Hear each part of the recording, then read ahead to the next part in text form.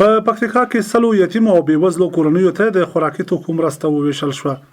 د کاناډا او قطر میشتو ښځینه او نارینه هېوادوالو په مالي ملاتړ د ترحم خیریه بنسټ لوري د پکتیکا ولایت په مرکز او ځینو سیمو کې سلو یتیمو او بېوزلو کورنیو ته خوراکي توکو مرسته وویشل شوه.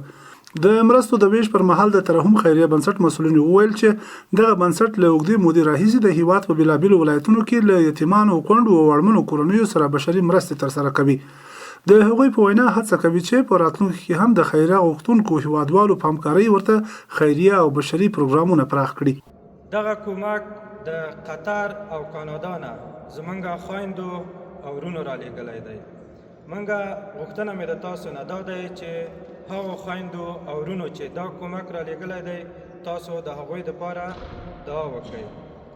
د یادو مرستو برخمنو کورنیو او ځایي مشرانو د ترحم خیریه بنسټ او د مرستو له تمویلونکو مننه وکړه. ویل چې دغه مرسته په داسې وخت کې ورسېده چې ډېری کورنۍ له اقتصادي ستونزو سره مخ دي. هغوی د ورته مرستو د دوام غوښتنه هم وکړه.